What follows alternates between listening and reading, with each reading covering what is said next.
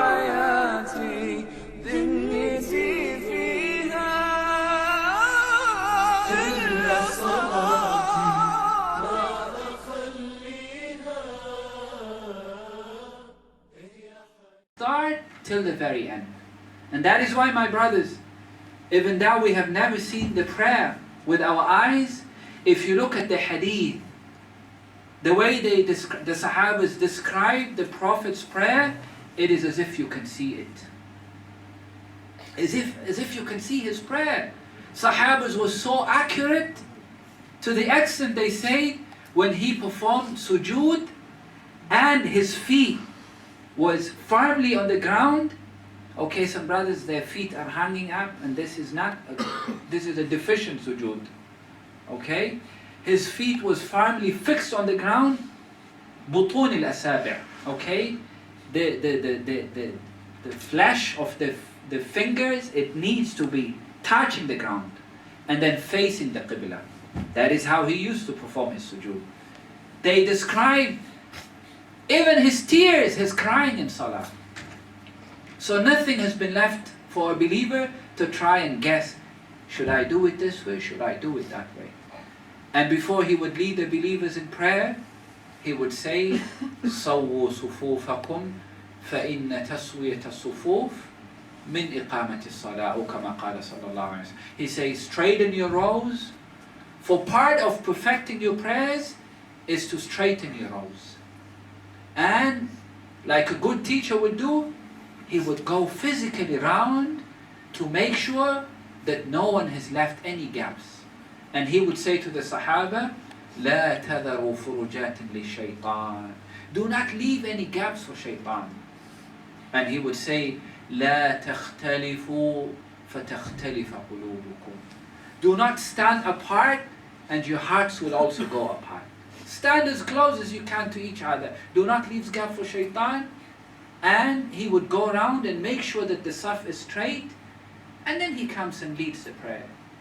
So if brothers see something that is new to them, wallahi, that is why I keep on giving nasiha, that people should strive to learn their deen. Subhanallah, a brother once, he was talking about a book, and then he told me, there's this book called Abu Huraira. I said, Subhanallah, I've never heard of a book called Abu Huraira. There's this book called Abu Huraira. He keeps on saying Abu Huraira. And then I realized what he meant. I said, Sahih al-Bukhari. He said, yes, that's the one. Yani to this point, Subhanallah, that a person does not even recognize what is Sahih al-Bukhari. And you have Muslims who cannot even recite Surah al-Fatiha. Wallahi, I saw a video clip. And one of the brothers, Brother Adam, he has it on his phone. في صعيد مصر, in rural Egypt. People in the village, they cannot even recite Surah Al-Fatiha. And some of them, you could see the brother interviewing them, what was the name of our prophet? And wallahi, the woman says, Ibrahim wa Musa. You think it is a joke? You can go and look at the clip. What was the name of the prophet? She said Ibrahim and Musa. And from all the people they interviewed, none of them could recite Surah Al-Fatiha. And they asked them, do you know who's Abu Bakr? And they say, we've never heard of him. They don't even know who's Abu Bakr. To this extent, my brothers, ignorance in this ummah. And so a good Muslim will strive to keep a home library at home. Salah, you must learn how to pray. Learn how the Prophet ﷺ prayed. And that is why one of the scholars, the greatest scholars of our time, Al-Allamatul Albani, he authored a book about 70 years ago, subhanallah.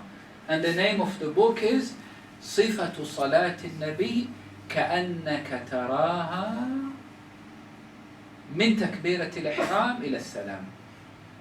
Roughly, that is what it says. It says, the Prophet's prayer described as if you can see it from the start to the very end.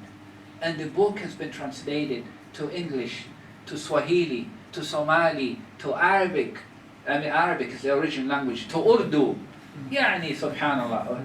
Forgive me, I said Arabic. You know, they make a joke about a certain part of the Somali community. They call them Barawa. You know, in Kenya they deal with the dollar. They exchange dollars. They change your dollars to the local currency.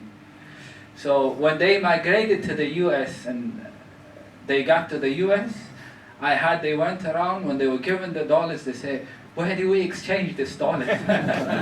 They forgot this is the local currency. So, يعني Arabic is the original text. وَلِلَّهِ الْحَمْدِ. The majority of books in Islam, they have now been translated to English. Wallahi, how much it pains my heart. One day I was sitting with a group of brothers, where in a library in Masjid Khalid bin Walid in Toronto, Canada. A group of youngsters, teenagers, and brothers in their 20s, and they were sitting, chilling in the library. You know, they say we chill in the library.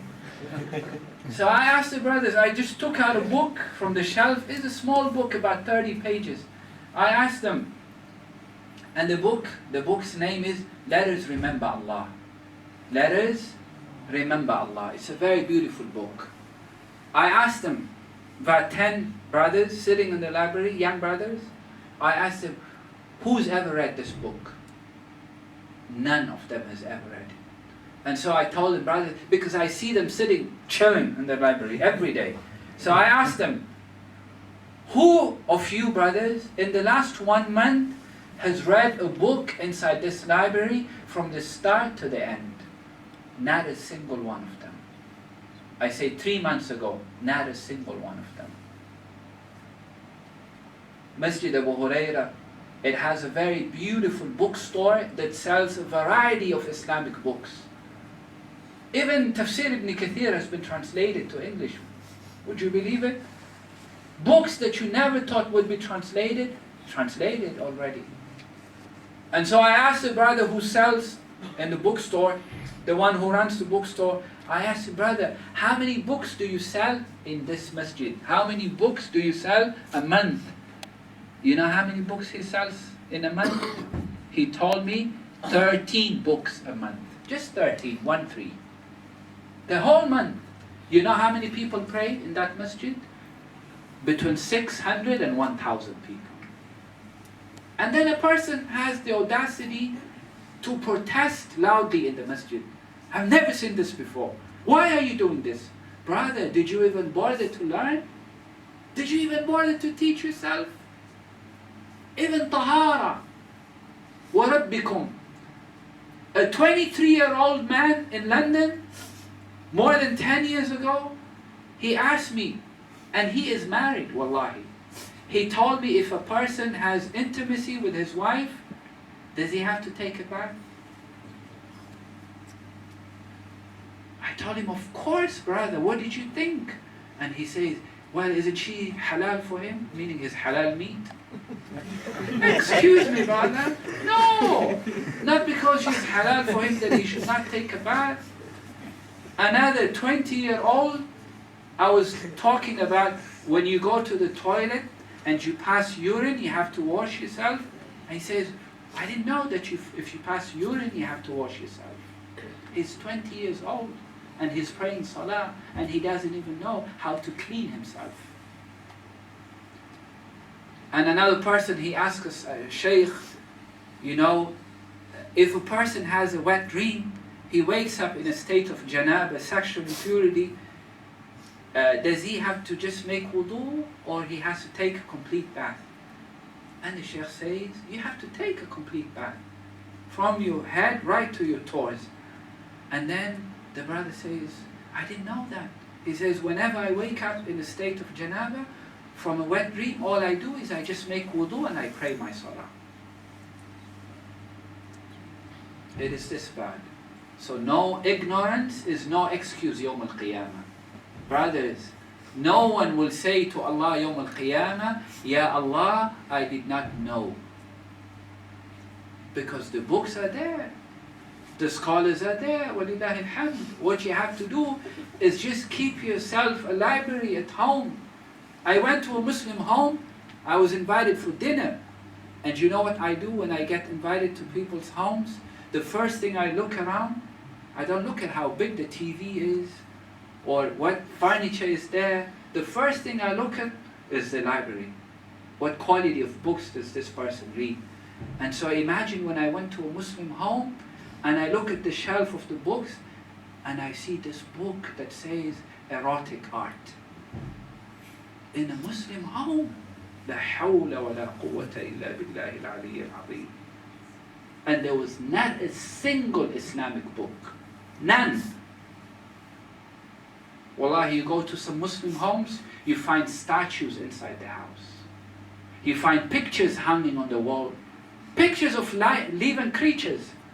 Yet the hadith of the Prophet ﷺ, it says, the malaika, the angels of Allah, they do not enter a house which has statues, which has a dog, or which has a picture of a living creature. And people put pictures all over. So if the angels do not enter such homes, where will the barakah, the blessings come from? Today, wallahi, you see some Muslims, they eat with their left hand. And they also drink with their left hand. Haram, wallahi. Haram, absolutely. And the Prophet ﷺ says that if a person has to eat and drink, they should eat and drink with their right hand. For shaitan, he eats and drinks with his left hand. And once I was attending a talk, and this brother, he was philosophizing. He said, the reason why we have been prohibited from using our left, or the Prophet ﷺ, he told the Sahaba not to use the left, is because when we go to the toilet, to the washroom, we use it to clean ourselves. And so because of hygiene at that time, he told them not to use their left hands. But today we have knives, we have spoons, we have forks. You can use both hands.